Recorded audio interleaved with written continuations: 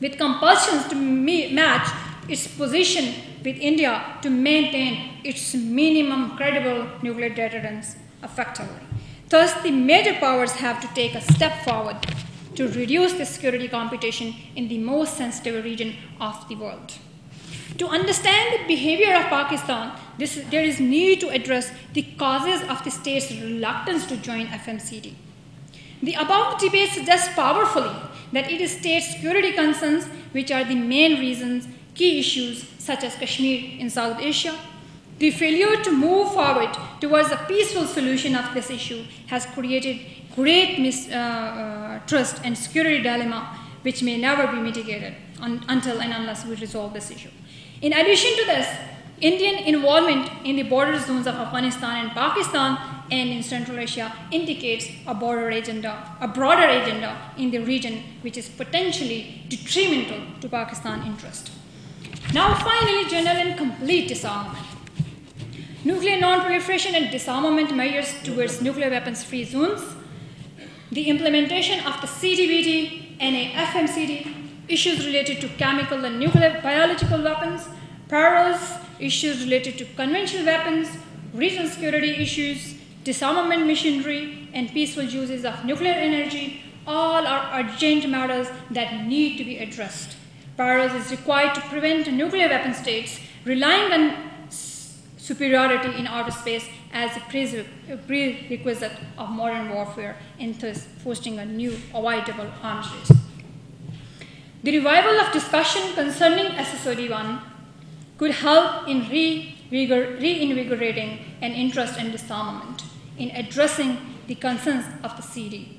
Such a broad agenda would create opportunities for addressing such interdependent issues as nuclear and technically advanced conventional weapons, nuclear weapons and nuclear energy, and regional political conflict. SSOD-1 negotiations should be addressed to halt the continuing reliance on nuclear weapons. No progress on I'm just concluding. This is the final one. No progress on SSOD-1, a disappointing development in itself, would imperil the future of consensus-based CD. Therefore, the nuclear weapons need to display much greater unity and political will to enable the CD to address the concerns highlighted above. President Obama's words are a good start, but we need to be able to find support among the nuclear weapon states.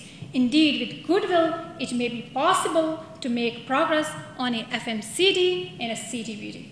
Nevertheless, current realities and the increasing proliferation threat require the FMCD to further tighten controls on existing international fissile material. Finally, without dealing with Pakistan's security requirement and the question of not precluding the existing stockpile negotiation over FMCD will become deadlock. Therefore, nuclear weapon states need to display much greater unity and political will to achieve a verifiable FMCD that will prevent the spread of nuclear material and strengthen the proportion of weapons usable material which is maintained under international safeguards, reinforce states' nuclear export controls, and reduce the crisis of trust concerning the alleged ineffectiveness of the NPT.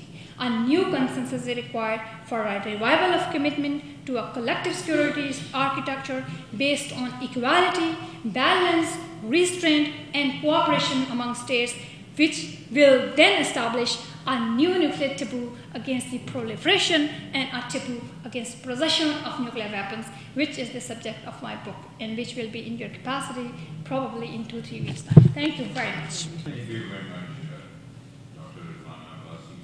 Now you have Dr. Maria Sultan. Bismillahirrahmanirrahim. Mr. Mirza, I would like to take this opportunity to thank Rabta Forum International, Chairman for this session, General Ihsan al-Haq, and of course my esteemed colleagues for giving me a chance to speak on an issue which is of great importance to Pakistan. My presentation is going to focus in terms of as to how Pakistan looks at this issue, what are the intricacies involved and what are the pitfalls and the reasons as to why Pakistan is taking a position on it. Not purely because of the security concerns which Pakistan faces, but also because of the loopholes which exist in the current text and the current manner in which the issue is being presented in the Conference of Disarmament. Please, we'll start.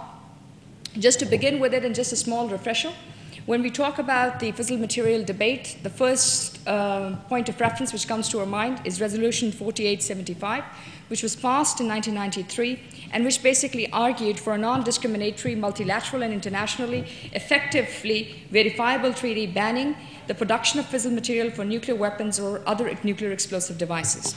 And in 1995, the Shannon Mandate basically allowed all party members to the Conference of Disarmament to not only negotiate that, but also to ensure that they work effectively towards three goals. Number one, universality. Number two, non-discrimination.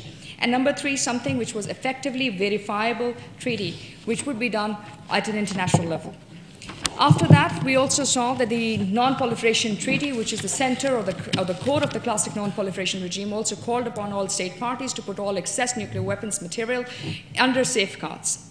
Following this, we saw the Shannon Mandate basically argued for the establishment of an ad hoc committee, and the ad hoc committee which was to negotiate on similar basis, that is non-discrimination, multilateralism, and internationally effectively verifiable treaty.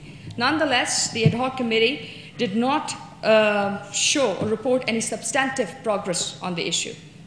And of course, this brought the question back in terms of what was the relevance of an FMCT or FMT. Please move on. And in this case, the reason as to why it is important at the moment is essentially from our perspective is the debate as to how it has gone about since 2001. Post-2001, the Bush administration essentially moved away from the classic regime, which was based on the NPT, and argued for something which was based on counter-proliferation, focusing on counter-force as the main element, and underlining preemption as the major rule. And for that, they argued for unilateral initiatives, such as Megaport Initiative, Container Security Initiative, and Proliferation Security Initiative. Nonetheless, the substantial progress which they thought they were going to cover as a result of the loopholes which are existing in the existing non-proliferation regime based on the classic model were not fulfilled, and the Obama administration, when they came to power, argued once again for the race to global zero and for an early conclusion on FMT or FMCT. And this is what has brought the debate back into the focus. Nonetheless, according to Obama's Prague speech, he argued that the spread of these weapons cannot be stopped, cannot be checked, that we are destined to live in a world where more nations and more people possess the ultimate tools of destruction. Such fatalism is a deadly adversary, for if we believe that such spread of nuclear weapon is inevitable, then in some way we are admitting to ourselves that the use of nuclear weapons is inevitable. This is the same speech which also argued for bringing about an early secession to the negotiations which revolve around fissile material treaty. Now let's go and have a look at the debate. What is the debate? Number one, what is going to be the purpose of the debate? What is going to be the purpose of the treaty? Is it going to be an arms control treaty, or is it going to be a disarmament treaty? This is at the center of the debate which surrounds, and also the center of the debate as to Pakistan's position. Because as I had just talked about the Shannon Mandate, which was agreed upon all members of the CD, because it bases itself on the rule of consensus, it argues for a disarmament treaty. And right now, the things under question is, number one, should the treaty, of course, prohibit the production of all fissile material? That means plutonium, highly enriched uranium, for uses in nuclear weapons. And if it is only for nuclear weapons, what happens to the surplus stocks, which are going to be produced for the same purposes under enrichment process and plutonium enrichment, enriching uranium and reprocessing plutonium under different processes, and which would not be linked to that? And how do you figure Article 3 of the NPT, which allows countries to use material which has been safeguarded for non-prescribed military activities? That is a big loophole which exists not only for non-nuclear weapon states, but all those states which would be developing fissile material under this condition. Number two, should the production facilities be closed or dismantled, or only they should be used for civilian or non-explosive purposes? And how do you verify that? With the existence of Article 3 as the base principle for an escape clause, which is still not going to be catered for, even if we are having an FMT or an FMCT verification system. Number three is going to be the question of production facilities, which are reprocessing plants and uranium enrichment facilities, which according to the NPT are also allowed for the non-nuclear weapons.